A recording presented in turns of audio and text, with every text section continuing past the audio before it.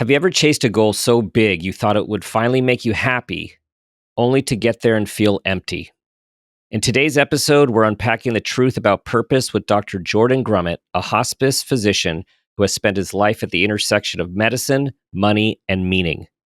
Together, we explore why many of us have purpose anxiety, what the dying teach us about living fully, and how small, joyful choices, what Jordan calls little p purpose, might just be the secret to a regret free life.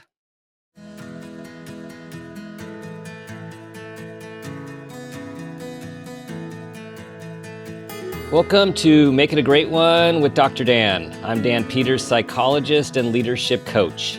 This show is all about bringing hope, connection, awareness, and wisdom through meaningful conversations that inspire us to be better versions of ourselves and have a positive impact on humanity. This is your space to pause, reflect, and reconnect with who you are, what you care about, and who you want to be. We have this moment, this day, and this life. Let's make it a great one. Today's show is very aligned with what we talk about on this show week in and week out. I am here with Dr. Jordan Grumet, affectionately known as Doc G, who is a practicing physician providing compassionate end-of-life care for the terminally ill in hospice, as well as an accomplished author who bridges the worlds of healthcare and personal finance. Based in Chicago, Doc G has built a reputation as a thoughtful voice on financial independence, retirement planning, and finding meaning in work and life.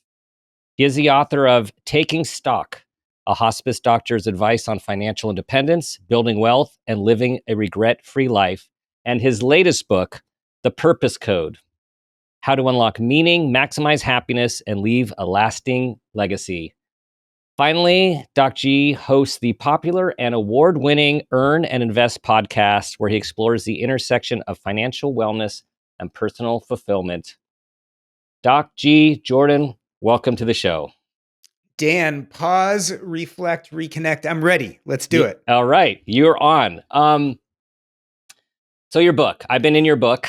I've been in your book and in your life and in your philosophy for the last few days now, and there's so many places to start. I think let's start with Roman, because I think Roman is a nice segue into the reality and the metaphor for this book and your work on helping us all find meaning and passion and purpose.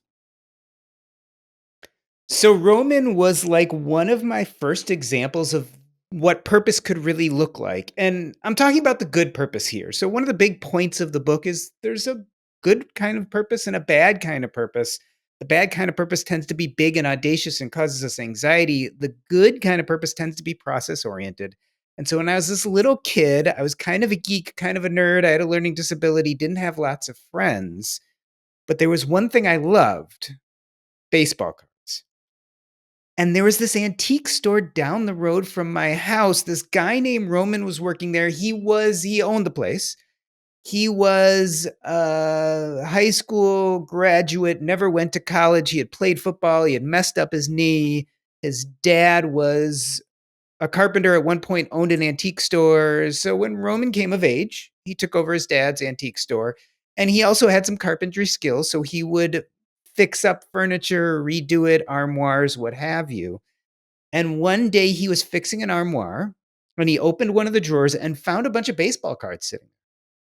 And he knew nothing about baseball cards. I mean, he liked sports. He liked the Cubs, but knew nothing about baseball cards. And he kind of put them aside. And later on that day, he called the guy who owned the armoire, who sold it to him so that he could fix it up, and asked the guy what to do with the cards. And he said, "You know what? You keep them. I have no use for them." Roman didn't know what to do with that, so he put them on the counter and didn't even think about it. The next day, a woman comes in and she brings her teenager with him. And as we know, teenagers act a little bit impatient when they're with their parents shopping. And the teenager looked at the counter, saw the baseball cards, thumbed through them, and looked at Roman and said, "Well, how much for the cards?" And Roman said, "I don't know. How about $10?" So the kid takes out $10, pays him. And then, like snarky teenagers tend to do, he laid the cards out and showed Roman why about 5 of them were worth $100 on their own. And this was one of those light bulb moments for Roman. He couldn't tell you why. Maybe it was dreams of going to Wrigley Field as a kid. Maybe it was the little baseball cards when he was a kid. He used to put them in the spokes of his bike. But something just clicked with him, and he realized that this is something he was genuinely interested in. He literally hired the teenager right then and there and decided he was going to start selling baseball cards in his antique store, not because it was going to make him millions of dollars, not because he was going to change the world, but because he just had an inkling that this was something important. And that's exactly what he did. And because he did that, he created a community where people like me, geeky, nerdy kids who were kind of socially on the outs, had a place to come and hang out. And when we had a bad day, he'd give us a free pack of baseball cards and we'd open them up. And it became my community. Mhm. Mm. And it was for a few years. And then Roman literally got cancer, got really sick, had to close the store, and eventually died. And that was like, 35 years ago. And Mhm. here I am, this 52-year-old, and I look back and I realize I would have never become the person I became if I hadn't had that community. I would have developed my sense of confidence. I would have never known how to interact with other people or make friends. But the thing is, this guy Roman didn't do it to change the world. He didn't do it to make a lot of money. He did this thing because it deeply lit him up on the inside. What I call little p purpose, process oriented purpose, doing things that we love that light us up. Mhm. And he did it for that reason and that reason only. But unlike those people who go out and want to travel to Mars or become president or become billionaires, all those people think about how big of an impact and legacy they're going to have on the world. But Roman changed my life, and not just mine, dozens and dozens of other kids who came there and found some sense of community. Like I said, there's probably some guy sitting with his kids or his grandkids opening up a thing of baseball cards right now, teaching them the difference between Tops and Fleer and Donruss and all that kind of great stuff Mhm. because Roman existed. And someone's learning to have a sense of confidence and be part of a community. Someone is receiving the love of another person who's showing them their love of collecting. Mhm. And it just made me realize that maybe purpose is something different than what we thought it was. And this came at a very important time of your life. You talk about different life factors which impacted you. One greatly in particular, and with the loss of your dad at an early age. And so, how old were you when you discovered Roman? So my dad died when I was 7. He was 40, died suddenly of a brain aneurysm, and Roman had to be right there in those years, maybe a few Mm-hmm. years afterwards. Mm-hmm. And so I think as you're getting at, yeah, I was at this crux in my life where I was trying to figure things out. And as a 7-year-old, I very much thought that my father somehow died because I had done something wrong, right? Because I was a bad kid. I mean, this is how 7-year-olds think. Right. Right. Um, and so I was very much at a loss. And I was able to come to terms with my father's death by deciding that what that meant is that I should become a physician, just like my dad did, and walk in his footsteps. And if I could just become a great doctor and save the world, that would fix everything that happened. That would take away all the blame I had for what happened to him. That obviously didn't work very well. But Right. I will say that in my younger years, that did give me a profound sense of purpose. Didn't care about money. I didn't care about much anything, but being a doctor, I wanted to do. Mm-hmm. I also enjoyed baseball cards. Being part of that community with Roman was very important because at the same time, I also had a learning disability. So Yeah. connecting to other people, feeling worthwhile, this was all part of the same package that really shot me out of the canon into young adulthood, thinking that being a doctor was my sole sense of purpose and identity, and that was going to solve all my problems and make me happy. And of course, instead of being little p purpose, process oriented things that light me up, like collecting baseball cards was, being a doctor was big, audacious purpose. It was very goal Mm-hmm. oriented. I was going to become a Right. doctor and undo my father's death and somehow save the world. Yeah. And obviously, I became disabused of these ideas as I got older and realized it just wasn't possible. Like nothing was going to bring my dad back. Right. Well, and as a result, as we'll talk about, this has led you on your path to teaching so many about purpose, about the difference between little p and big P. You do talk about the three factors that were really significant. Of course, the loss of your dad, the learning disability, trouble reading, and then being a religious outsider. And as I was reading, I was related. I relate to two of the three. I am grateful and blessed to still have my dad, and can't imagine the turn of my life if I would have lost him as young as you did. Um, but I had undiagnosed dyslexia. I'm just going to assume that that was your reading disability. Very Um, similar. yes. Unlike dyslexia, I would write things upside down and backwards and have trouble organizing words, but I Yep. didn't see them abnormally. I just had trouble organizing. So my Hmm. understanding with the Interesting. dyslexia is you actually have to learn around your way of learning. Whereas with me, actually, things once they started to gel got better. So it was very similar, but maybe not exactly the same thing. Yes, yes, and maybe a larger visual processing component, which can Yes. also be a Which piece I of that still pattern. have Yes, today. Yes. yes, Yeah. yes. It usually continues, but then also being a religious outsider in my community as well, I really related because there is this feeling that only those that have gone Yeah. through it, that don't feel they're part of it and kind of on the outside, um, it can leave you feeling different, less than, and all of the things that one must question and try to compensate for in other ways. So I think what you're talking about here makes me think a lot about the difference between meaning and purpose. And so I Mm, think a lot about this very often. A lot of people think they're the same thing. I don't believe they're the same thing. I think purpose is the action we take in the present and future that lights us up. And so it's kind of abundant and light and airy. It's like, what can you do that you love? To me, that's purpose. Meaning is more of a cognitive thing, right? So purpose is about action and it's about the present and future. Meaning is about our past and it's cognitive. It's the way we think about our past. So it's the stories we tell ourselves about ourselves. And often those stories are grounded in trauma. And so those were three big traumas in my life. My mhm, father passed away. I had a learning disability and I was a religious outsider. I grew up in a part, I live in Evanston, Illinois, and I'm Jewish. And it's funny because you go to northeast Evanston, and there's tons of Jewish people. But where I lived in Northwest Evanston, I was the only Jewish person in the neighborhood. mhm. And that led to problems. I mean, my brother got into fistfights with people. I became an outcast at times, et cetera, et cetera. Yeah, yeah. But so much of who we become has to do with our sense of meaning. So those were my traumas. And the big question is, what stories would I tell myself about those traumas that would become my narratives? And Mhm, would those narratives serve me in the future, or would they lead me into places maybe in which I wasn't so happy? And so I like to talk about the difference between the hero story and the victim story, right? The hero mhm, story is when we tell these stories about ourselves that are heroic stories in which we were enough. And so we face these hard traumas of childhood, but if we were enough, we were able to overcome them. And therefore, we figure we're going to be enough in the present and future.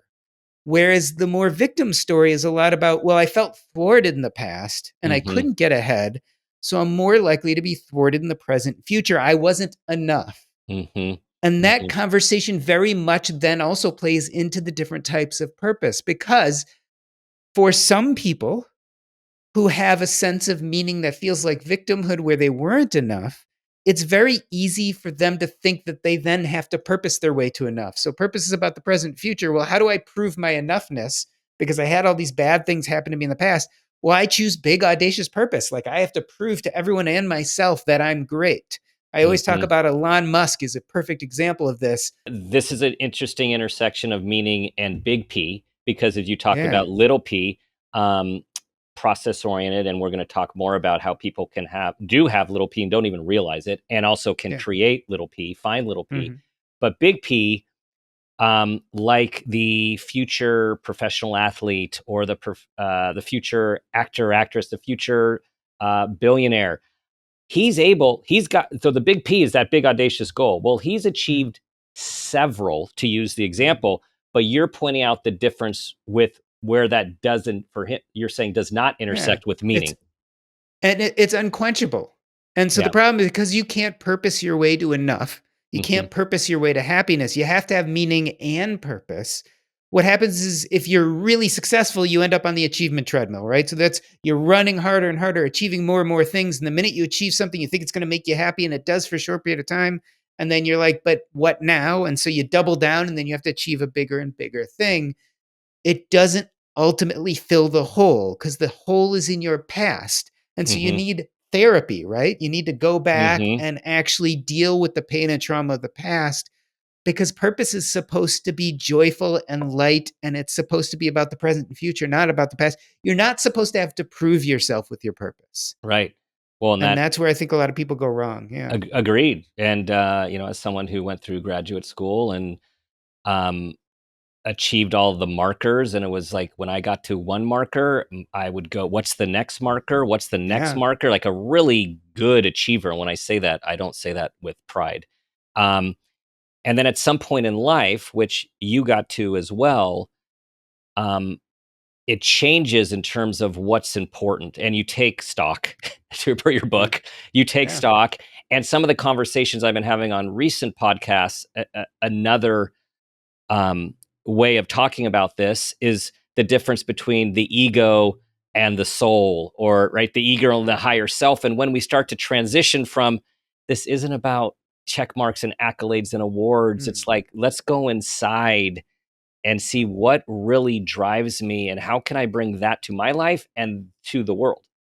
And it's really about self empathy, Hmm. right? And so a big part is to walk with your former self, right? So as an adult, I've almost had to walk with the 7-year-old Jordan and kind of pat him on the back and say, it wasn't your fault. Like, you don't have to keep trying to prove yourself. Like, you don't have to become the world's greatest doctor and become the head of the Department of Medicine and cure everyone you come in contact with. I needed to learn that self empathy. And the way was to rewrite that story. Like, Hmm. no, I wasn't going to fix the problem by having this big, audacious purpose of stepping in my father's shoes. I needed to realize and rewrite that narrative and say, no, you were just a good kid in a tough situation. And so Hmm. you did what you had to do. And you know what? It served you. That big, audacious purpose actually served me and serves a lot of us up to a point. And then Until we it, become adults. right. And then we start achieving a lot of things. And what served us in the past, what got us through initial trauma, doesn't serve us as we get older. Hmm. And this is where P is the four-letter word can come into play, as you say, right? Yeah. It's so we know that people with purpose, as you point out, all of the research, happiness, longevity, energy, Health. health, Yeah. well-being, but or and 91% of people, based on studies, have purpose anxiety, particularly in a day like, our parents' generation, our grandparents' generation, they weren't going around as much talking about purpose, if at all. Nowadays, there's so much like, what's your life purpose? Why are you here? Yeah. Well, it creates And so much angst. you said something really important there. So first and foremost, Larissa Rainey is the one who came up with that 90, it's actually I think 92% of people Mm, at some point have purpose anxiety, this frustration, depression, angst about finding their purpose. But I like what you just said. It's most people make the mistake of thinking that their purpose is their why, whereas I think purpose is your how. mm, What do I mean by that? They think purpose is their why. Why am I here? Why do I exist? What was I put here to do? That's a meaning issue. That gets back to the stories we tell ourselves about ourselves and usually are grounded in trauma. Purpose is our how. What are the actions we can take today and tomorrow to light us up, to do things where we almost enter a flow state, right? What are the hmm. things you can do? You get so lost while you're doing them because they're so exciting that you forget the goal and you forget everything and you just become one with those type of actions. That's what we want. Hmm. But you can only get there if you also deal with meaning. Because if you don't deal with meaning, you're going to keep on trying to use purpose. And so what happens is you start doing these things where you don't even enjoy the process of doing them. You are just so hell bent on getting to the goal. And then hopefully, if you're lucky, you get to the goal. If you're unlucky, you're thwarted and then you just feel horrible because you never made it. Hmm. And that's like, okay, fine, I'm definitely not enough now. But if you're lucky enough to actually hit whatever that goal is, you feel good for a very short period of time. There's hedonic adaptation. We know all about this. You habituate back down to your baseline level of happiness. And before you know it, you're doubling down and trying to go even farther. It's not a real pleasant way to live. And again, No. Steve Jobs, Hmm. Elon Musk. I mean, we see these people over and over again in pop culture. They should be happier for all the great things they have, and they just don't seem that way. Hmm. I've done a fair amount of hiking in my life in the mountains in the Sierras, and I remember when I made the switch, at least in the wilderness, which was spending 6 hours of when am I going to get to the top? And then Yeah. when am I going to get down? To that transition to the process. Like the Mhm. hiking is the process and it changes everything with when you shift. And that's not an excuse to only do easy things, because I hear people, they hear me say this and they're like, "Well, you're just not gonna challenge yourself." You can actually even have big, audacious goals with little p purpose, Hmm. but you've got to be a little more goal agnostic. In other words, you need to enjoy the process. So you can do that hike that really pushes you. You can have the big dream of making it to the top of Everest. I don't have any problem with that. In fact, I think it fills us up when we're fighting that valiant fight and we're in the arena and doing the hard stuff. But if you're not enjoying the moment to moment, then it's not worth it. Does that mean it doesn't hurt? No. You go on a heavy hike, you take a long jog, you run a marathon because something like that lights you up. You're going to have some miles that hurt. But that doesn't mean that you don't enjoy the process. It just means you've made a calculation and are willing to accept, for instance, the physical discomfort Hmm. for the overall feelings it brings you. Hmm. But if you're running the marathon or making the hike and you hate every moment of it except that exaltation of going through the ribbon at the 20 whatever mile, the 26 mile, or hitting the peak and having that exaltation, that's wonderful, but that exaltation doesn't last real long. Hmm. So it's really a shame to spend 95% of your time doing stuff you don't like for that 5% of glory. I don't know if the Yeah. juice is worth the squeeze. Right. All right. Another a follow up question about meaning. Mhm. I hear what you're saying about past. I'm wondering how you think about when people say, or, like, I'm looking for, I want purpose in my life and I want meaning in my life. Like, if we're talking about it in the present, Mhm. understand it's informed by the past. How do you talk to people about meaning in the present? So we're jumping past this book and to the new book that I'm actually I was writing going to right ask you, I now. know you're Yes, writing a new one. to Okay. a new book. So here's what I think. You're a psychologist, so you've probably heard the term grounding. And so people talk about grounding as a way to deal with anxiety, trauma, stress by being grounded in our physicality, right? We can Mm-hmm. feel the ground under our feet, we can Mm-hmm. hear our breaths, we can feel all the parts of nature, and that grounds us. Mm-hmm. I like to refer to that as sensory grounding. What I suggest is there's such thing also as cognitive grounding. So cognitive grounding is when we feel in the present and future a sense of our meaning in the past. So let me give you a great example of this.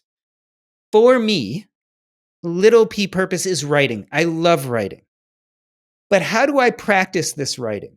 Well, this morning I got up and we've been doing some work on the house and it's kind of noisy. So I walked over to the local hospital where I used to work and I sat in the cafeteria and wrote. So I was doing little p purpose. But in a sense, I was cognitively grounded in some of the pleasures of my past. Even though I'm not a doctor anymore, I grew up in hospitals. My dad was a doctor. It naturally feels comfortable for me. All the sounds and the noises and the people in the scrubs connects me to a past and a sense of comfort that really makes me feel good. And so just by sitting there in that hospital, I was using my sense of meaning, my past journey, my past stories to be very present doing something that feels a lot like little p purpose, which is writing. Now, after I got done writing, I decided to take a long walk around the lake. So I live in Evanston, and Evanston's lakefront is right by Northwestern. And I grew up here in Evanston, and I feel very connected to Evanston, the city. And in fact, this little stretch on the lake is probably one of my favorite places in the world to be. And so not only did I feel grounded in my sense of meaning when I was in the hospital, but now I'm walking around the lakefront and I feel connected to my past and my city. And this is the city I spent the only 7 years with my father because that's where we lived. So I have all these connections, but I'm doing something that actually for me is little p purpose, which is I love taking walks. Like for me, little p purpose, it's process oriented, it lights me up. I love taking walks on the lake. And then I had my earbuds on and I decided to listen to a little classical music because that really kind of stimulates me and makes me feel good when I'm walking.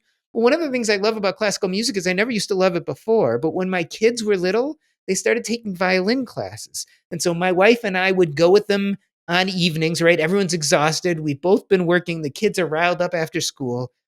And my wife and I would sit, and the kids would be in their class, and we'd listen to them learn violin. And I really learned an appreciation for classical music. And so when I'm walking on the lake with classical music in my ears, I'm also grounded in the past and my family and my wife. And so this is how we bring purpose, the present and future, but it's very reminiscent of our past. And so to me, that's really kind of what I call cognitive grounding. Hmm. And I think we bring meaning to the present and future by infusing our little p purpose with this grounding. And so that's how I kind of connect them. And I think that's our Hmm. best way to really, because you know, I call it happiness, and I say happiness is a mix of both meaning and purpose. We can define it as contentment, fulfillment, whatever. I Hmm. also like the word flow. I mean, Yeah. like this gets me into what I'd call a flow state where I'm just feel connected with the world. I think we want to spend more of our time in that space. Hmm. Hmm. And Well, so I always yeah. go ahead. Yeah. So I was going to say, well, thank you for giving a preview to our next conversation that we will have when your next Yeah. book is out. And you are writing is um, one of the things that has always filled you up and something you got back to in your journey.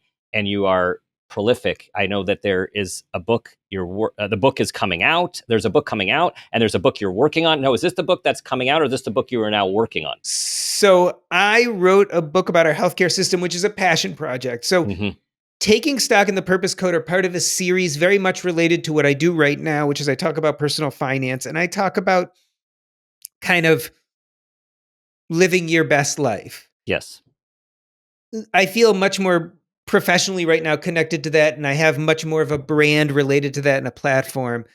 So I have a book coming out that's more of a passion project. I've been giving talks forever about how I think we should change our healthcare system through Excellent. something called shared storytelling. Mm. And it's a very unique version of what I think can actually fix our healthcare system. And so I was really passionate about that idea. And again, I've been giving these talks forever. I decided to actually write a book about it. And I sold it to a small medical publisher. So it's more of a passion project. That's coming out in November. Gotcha. But what I was talking about with grounding has to do with meaning, which is what my next book is about. That's going to come out in the spring of 2027 through Harriman House, the same publisher that the Purpose Code came out from. Excellent. And Excellent. I have one more, I'm in the middle of writing my last chapter. So I have one more chapter to write and do a conclusion. But yes, I do tons of writing. I also write for Psychology Today and usually put out a Yes. blog post at least once a week, as well as I have my own Substack, which tends to be a little bit more financial. And so I'm pretty continuously You're writing. in both worlds. Well, you're basically describing for us how you s- have learned to spend as much time in this flow state, in this happiness state, in this Yes. purpose state. And I appreciate it in your book and your story how there are many people's stories in the book, but also your own. And one of the things that I mean, everyone who has a story to tell, the hero's journey, right? You have had your hero's journey, and there's always a struggle, there's always confusion, there's always doubt, there is always pain, and this period of time where you realize what you are now calling subtracting as a concept, what you were doing, and then I think looking back, going, "Oh, okay, this is what I was doing," is whittling down the aspects of your life, little p, that filled you up. And it turned out there are many things, of course, as you talked about, including your family. But when it comes to writing and it comes to the sliver of your medical career, which was caring for people at end of life, you realize, oh, and financial development and financial wealth. So if I think this is the trifecta for you, it's like I can do this. Like I Yeah. can get rid of all of the stuff that pulls me down and makes me not want to get out of bed, and I can capitalize and maximize the stuff that fills me up, energizes me, and gives me purpose. Yeah, I mean, what we're talking about is winning the game. And I talk about this a lot. What does winning the game look like? And I always tell people, being a doctor, I've become acutely aware of the fact that we're given a limited amount of time on this earth. And in the financial world, we love to talk about buying time and selling time and trading time. But that's all, that's BS. You can't do any of that. Time passes relentlessly no matter what you do. So the only thing we have control over is what activities we are busy engaged in as time passes. And I always like to think about time slots, right? Days, weeks, months, years, hours, however you want to parse out your time. But winning the game is filling as many of those slots as possible, doing meaningful, joyful, purposeful, flow like activities and getting rid of as many things you loathe. And so this is the game we're playing from the day we get our first job until the day we die. We're trying to figure out, how do I whittle away, subtract out all those things we don't like, and add in all those things we do like. And here's the secret. I think if you figure out little p purpose and you really pursue it, by the time you're in your 40s, you're going to start really winning the game. You're going to be Mhm. spending a lot more time doing things you like, a lot less time doing things you loathe. And from someone who's done that now, like I spend 90% of my time, maybe 95% of my time doing things I love now, it's a much happier existence. Mhm. Like, Mhm. I'm a big fan. I don't think, I'm not Pollyanna. I don't think we all can be a 10 out of 10 happiness. Mhm. I think most of us fall somewhere between a 4 and 6. And I think that's our genetic setting. I think you are what you are. Like, some people are happier, some people are less happy. Just what is what it is. But by winning the game, you can push it up a point or two. So if you're genetically a 6 or 4, you might end up a 6. If you're 5, you might end up a 7. And so what I found is, with this philosophy, I've been able to live in the 6s and 7s more Mhm. than the 5s and 6s. And Mhm. to me, that feels very worthwhile. Absolutely. There is there are the critics, which you address in the book. I'm calling them critics in terms of they're not, it's more yeah, that's great, Doc G. Like, you've achieved financial independence, you're doing what you love, and I'm working for a nonprofit. I've got 2 jobs. I'm caring for my elderly parents. I have young kids. I have medical issues. I have sleep problem, right? Like, there's real life, and you still contend everyone can take a small action, a small Hmm. step to move in this direction. This isn't for the blessed, the wealthy. That this is for everyone to move towards. So I'll be a little blunt here, right? What are the excuses I always hear? I don't have enough money and I don't have enough time. I hear it over and over again. Let's talk about time. So the US Labor Statistics Bureau does the American Time survey. It's continuous. They run it every year. They're always collecting data. They basically show your average American has between 4.5 and 5 hours of free time a day. And in fact, in lower socioeconomic families, it's the same or more. And so to say you don't have enough time, well, I guess you could be a non average American, but at least your average American has 4 to 5 hours of free time a day. So saying you don't have enough time, I don't know if that's really true. Hmm. And so then what's the next thing? Well, I don't have enough money. Well, it is true. There's studies about money and happiness, but one of the best studies out there, the Harvard Adult Developmental Health Study, started in the early 1900s, tracked hundreds and then thousands of people, did questionnaires every other year and eventually 85 blood years. tests, 85 then years. blood Yeah. tests, MRIs, et cetera. And the Harvard Adult Health Study showed what's most associated with happiness is not your career, and it's not your money, and it's not even purpose. And we could talk about that in a moment. What they actually found, which is most closely associated with happiness, is interpersonal connection. Yes. So it's not money. Now, I would argue, if you practice little p purpose, you do things that light you up, like a moth to a flame, you attract other people. And little p purpose is a fabulous conduit to interpersonal connections. And in fact, I think that's why all the studies actually show that purpose is associated with all these good things. Because what it really does is, when you do things that light you up, you can't help but connect to other people and collaborate and build things. Hmm. So it's not money and it's not time. So let's talk about energy. Well, here's the thing: when you let go of this idea that purpose is big, audacious, and complicated, and you just say, you know what, for me, little p purpose is reading that fiction book an hour a week, or taking a nice walk along the lake, or joining that book club because I really like that author. When you start making it much more simple, taking all the stress and anxiety away from it, you realize that just about anyone can use an hour sometime in their week to do something, you might not have a lot of money, but maybe you have other tools. Like maybe your mother-in-law lives in the area and you can drop off the kids and use the tool of family relationships as opposed to the tool of money to free up an hour to go do something that's important. So it's not money, it's not time, it's not energy. You know, unfortunately, what it is? It's courage. Pursuing your purpose is hard and painful, and you actually have to take action. Yeah. Like, I argue that figuring out what purpose looks like in your life is actually easy, and I stand by that, and we can talk about how. Figuring out what purpose looks like in your life actually is fairly easy. But then doing the second step, which is taking action and building a life of purpose around it, is hard. And you Yeah. might fail, and it's scary, and you have to fight Yeah. the valiant fight. And a lot of And us are afraid of that. understandably so. And you talk about how it took you, once you realized that you could quit your job, it took you at least 4 years. And so I imagine, I just imagine this. Wait, Doc G, you're telling me you're going to quit your career in internal medicine and you're going to be a writer and a podcaster, right? Like that, the voice, right? The voice. Are you really going to do that?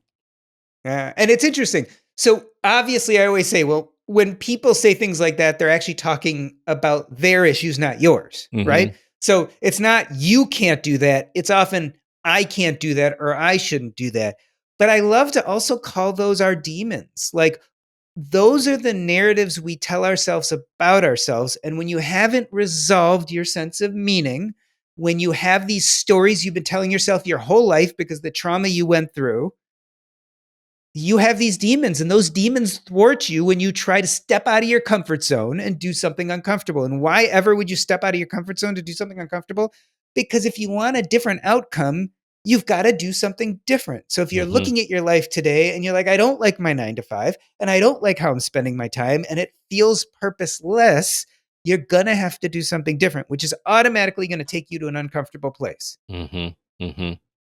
And so a lot of people have these demons that the minute they try to step into an uncomfortable place, it's that narrative from childhood that keeps on saying, no, you can't do that. No, you can't do that. No, that's scary. Yeah. We need to protect ourselves. We protected ourselves our whole life by not doing those scary things, but by moving away from them. Mm-hmm. And I think this is also where I bring back in the ego, which needs to protect, versus our Yeah. calling, our soul, our higher self, which is that yearning for what really is little p. Like those are the what's inside us. That's what takes us to p if we just could listen. Yeah. And a lot of times our egos have succeeded Mm-hmm. by avoiding the pain, but it only goes so far. Right. If it fixed everything, everyone would be happy as they got older because they just kept avoiding the Right. pain Right. and they found interesting, innovative ways around it. If I just make enough money, it'll feel good. Or if I just follow the rules, it'll feel good. Or if I just break the rules, it'll feel good, depending on what your narrative says. Yeah. But it doesn't work. No. The ego is not a really good arbiter of the truth. It's just really good. It's neuroelasticity. We imprint our brains with the stories we tell ourselves all of these years, and they become part of our neurons. They are. They And so are. the story comes up. And so when someone criticizes you, what they're really saying is, I have implanted in my brain the story that I've been telling myself since I was a kid to protect my ego, and my brain doesn't want to change. And so the Mm-hmm. minute anything that takes me out of my comfort zone, even by imagining you do something that would be uncomfortable for me, Mm-hmm.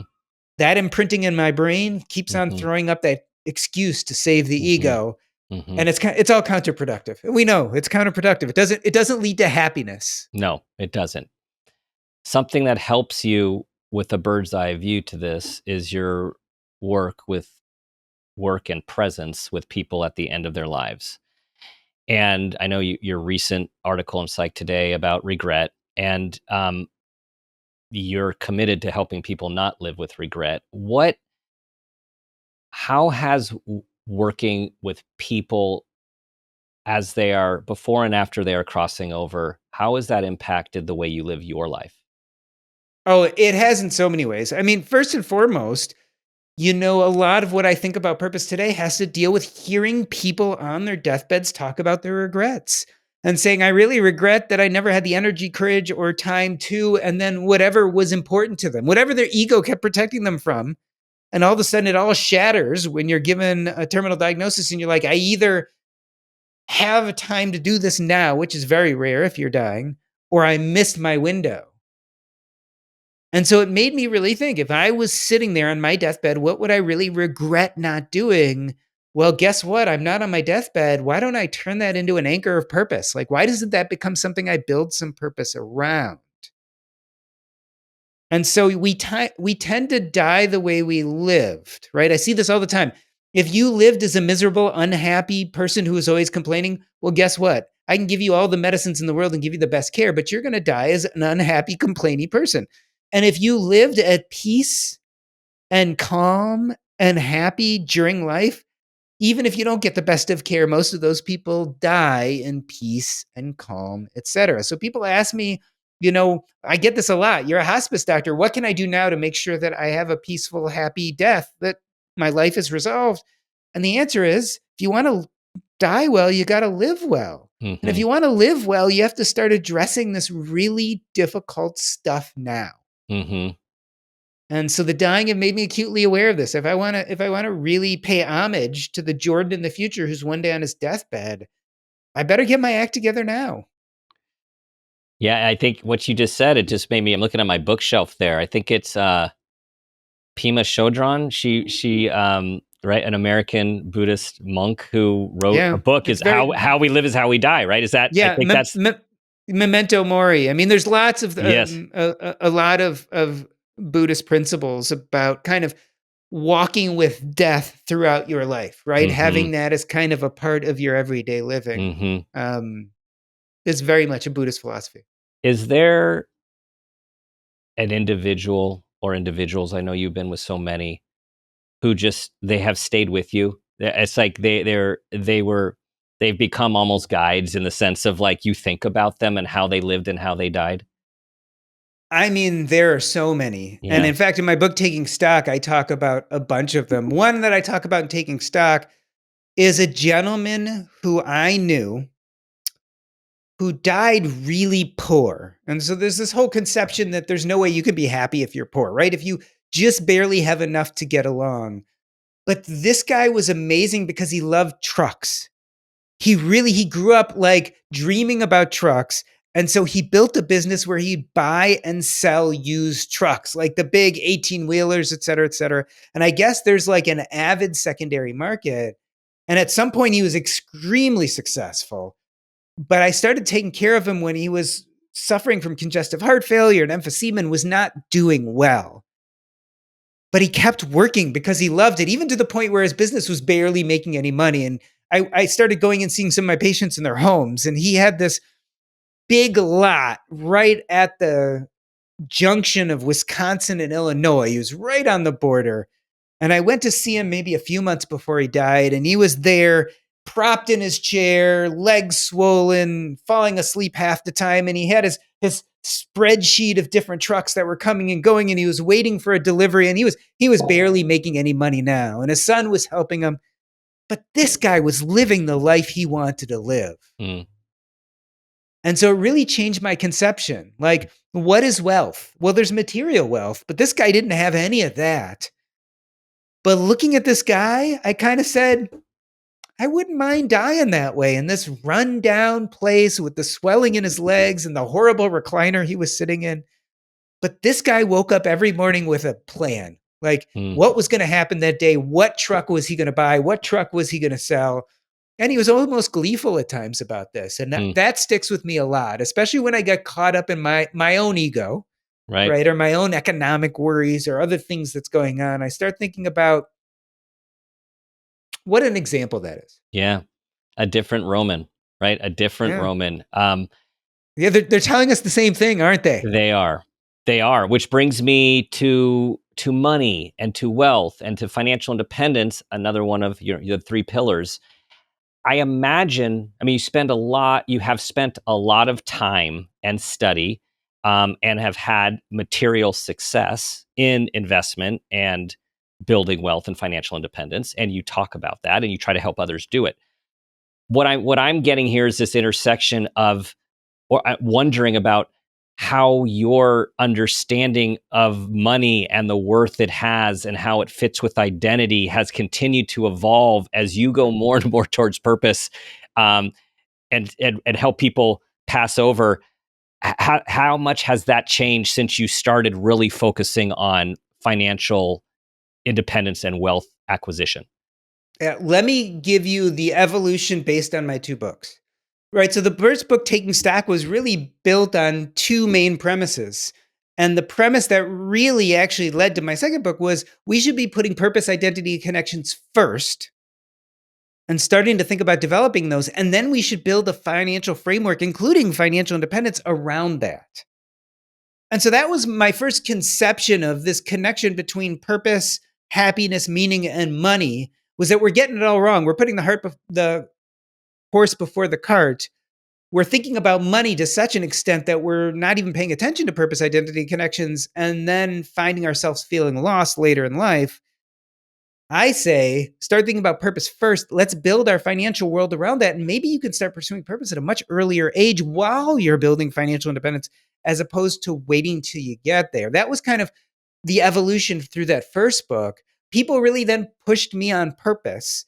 And so during the second book, I really started thinking about it a little bit more granularly. And I go back to that whole concept of winning the game. Mm-hmm. Well, how do we then win the game? And I always talk about, well, they're levers and they're tools. The levers are the art of subtraction, the joy of addition, and substitution, right? This is how we change our life to have more joy and less loathsome activities. Those are our big levers. But how do we use those levers? Well, we have a bunch of tools. Well, what are our tools? Money is a great tool, right? So, how do I use the tool of money to use the levers to win the game? Well, if I do really good at my job and I make a lot of money, I can pay someone to clean my house. So instead of Saturday all day long, I'm busy cleaning my house, I could take a walk or do some writing or hang out with friends. So, how have I won the game? Well, I've used the tool of money to use the lever of the art of subtraction to create more time I love, or I shouldn't say create because you can't create time, but to fill more time in with things I love and get rid of things I loathe. One tool. But I like to promise people that even if you don't have money, it's just one of many tools. So it's a great tool. It's a tool that we can use very easily. But just because you don't have money doesn't mean you don't have other tools. So I mentioned another tool about if you're busy and your mother in law lives in the area, you have the same benefit. You can use the tool of a family relationship or a connection so that that person can take care of your child, so that on Sunday you have 1 hour less of childcare, and then you can go to your book club. Mm-hmm. Joy of addition, I've added in my book club. That's a great lever. Art of subtraction, I've gotten rid of 1 exhausting hour taking care of my child. What's the tool I've used to power those levers? The tool of my community and connections. Mm. And we have tons of other tools. We have our passions, we have our knowledge, we have our skills. Hey, if you're 22 years old, you have the tool of youth and energy. Like I'm 52, I've got a mortgage, I've got kids that are busy doing things, I've got appointments to go to. When you're 22, you may not have a house, you might not have a mortgage, you might not have kids. So you're going to have a lot more time and energy. So your youth and your energy are also tools. Mm. And so I think money is very important. And I think we should all strive to financial independence because it is a great tool in order to win the game. But I don't think we should focus it on it as the only tool. Mm-hmm. But we should definitely recognize that money is a tool and not a goal. It's only as good as it allows us to win the game. Otherwise, it has no real importance. I completely agree. And I'm wondering if there was a segment of your podcast community. You've been doing it now for over 600 episodes since 2018, a long time. Mm-hmm. Were there any that expressed difficulty with that concept? Because that gets scary, right? Now we get to purpose anxiety. Wait a second. I made my millions. That was my goal. I've spent the last 20 years obsessing about it. And now that's not enough. That's just my projection. What's been your experience? I think a lot of people get to this point where they start getting their money under control, and they did what I did, which is exactly the opposite of what I say in taking stock is they put the horse before the cart. They figured out money, and then they find a loss of sense of purpose and identity. It can be really hard for those people because not only are they suffering from a loss of purpose and identity, but many of them are also struggling with meaning. And so dropping that job, dropping that big paycheck, saying, I'm going to go from being the, big shot surgeon at the hospital to being just a guy who writes and blogs and hangs out and takes walks, gets in their way of their sense of meaning. And they're trying to purpose their way enough. And if they drop those big important things they're doing, they're going to then struggle with their sense of enoughness. So, Hmm. yes, even when you figure out purpose, even when you have enough money, if you haven't dealt with the issue of meaning, it can really make it difficult for you to feel happy Hmm. because you're just still focused on achieving things in order to prove your enoughness to fill that hole of meaning. Hmm.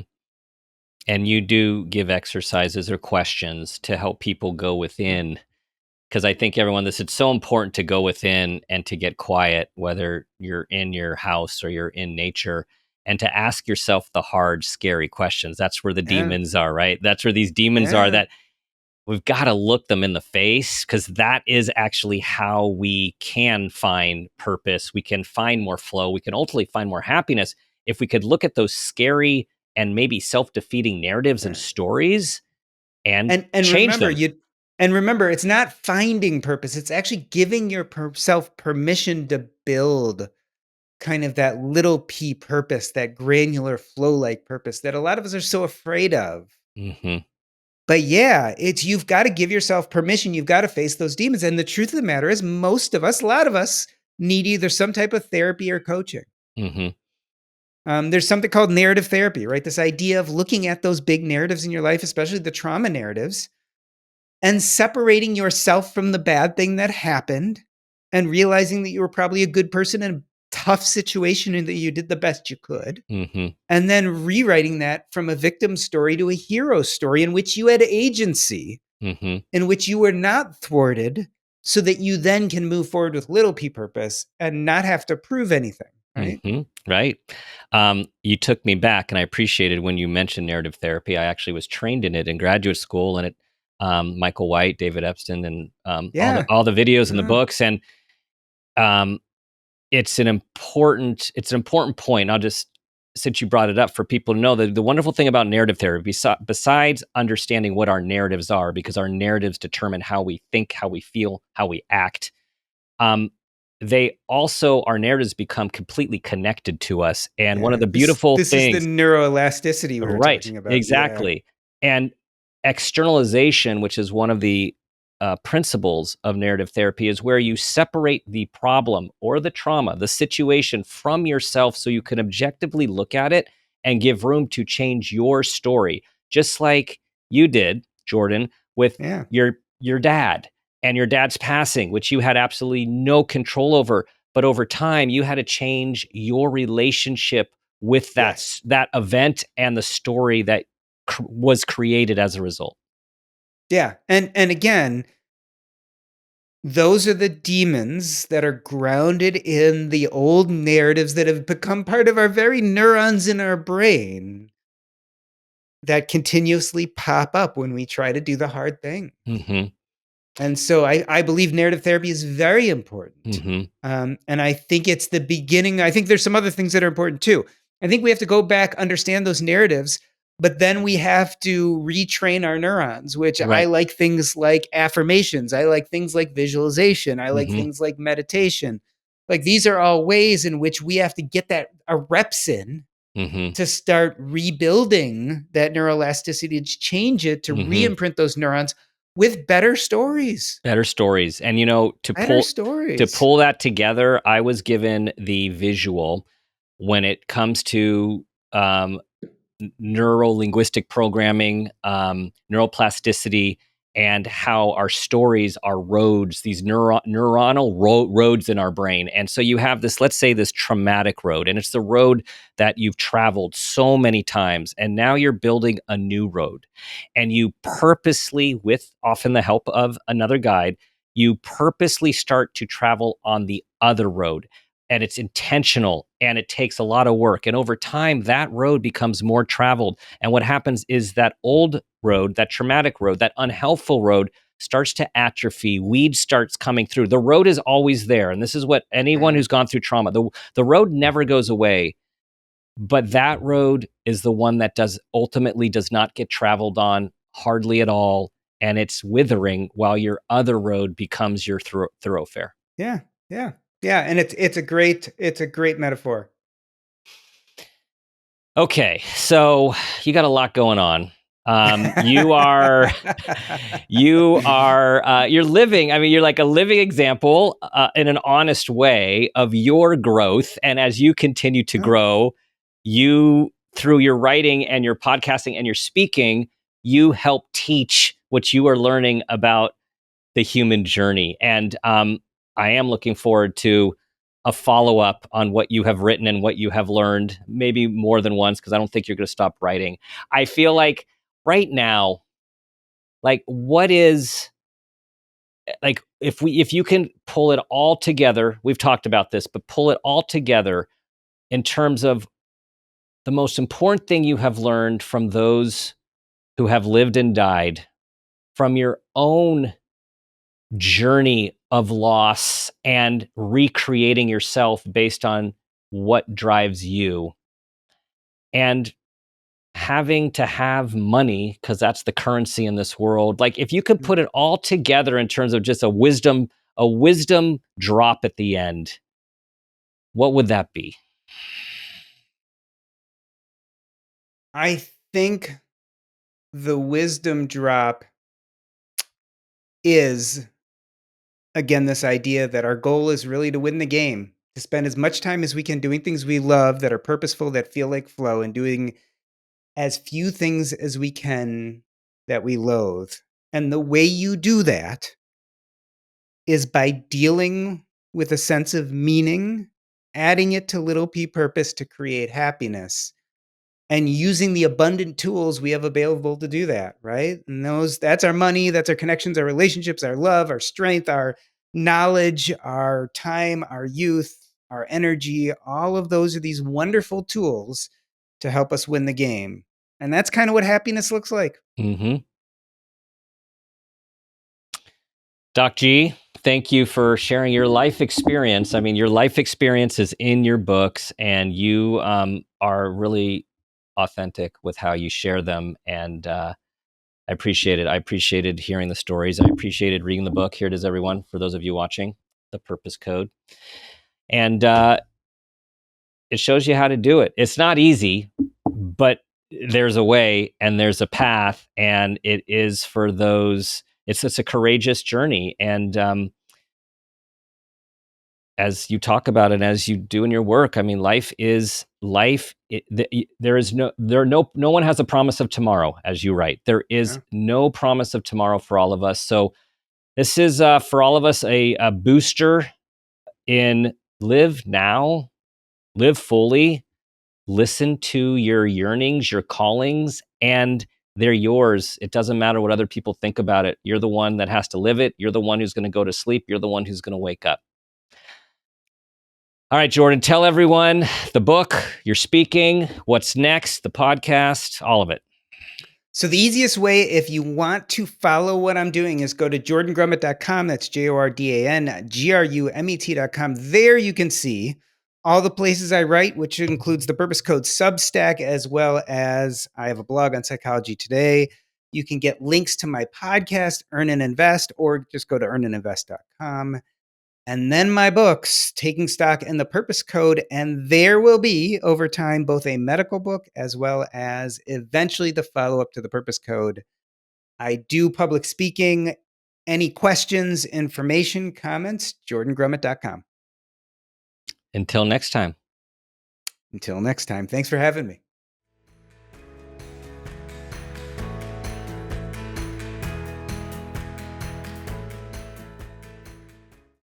Dr. G has certainly found his purpose, and he is teaching us all how to get there with small, significant, meaningful acts in our own lives. Here are 5 key takeaways from this conversation. Number 1, little p versus big P purpose. Big P is the audacious, anxiety-inducing chase, while little p is the simple, process-driven joy that lights us up. Number 2, meaning comes from story. How we interpret past trauma determines whether we see ourselves as victims or heroes, and that story shapes our future. Number 3, you can't purpose your way to enoughness. No amount of achievement fills the hole left by unresolved pain. Meaningful healing lights the way to living with purpose. Number 4, winning the game. True wealth isn't about money or titles. It's filling more of your days with activities you love and fewer with the ones you loathe. Number 5, courage over excuses. Most of us claim we lack time, money, or energy, but the real barrier to purpose is courage. The courage to take even small steps towards joy. Well, everyone, that's it. That is the way. We need to focus on our small p purpose. Think about what lights you up. Think about what motivates you. Think about what you always think about, what you want to do, and do that. It will have a positive impact on your own life and have a ripple effect on those around you. Thank you for listening, for being a part of our amazing community, for subscribing, and for your 5-star reviews. We have this moment, this day, and this life. Let's make it a great one. This has been a Peters and Rossi production. Make It a Great One with Dr. Dan is produced by Laura Rossi. Our engineer is Phil Rossi. Theme music is Uplifting Folk by Awesome Music. Artwork by Kelly Dwyer. Follow us on social media at Dr. Dan Peters. For more information, visit drdanpeters.com.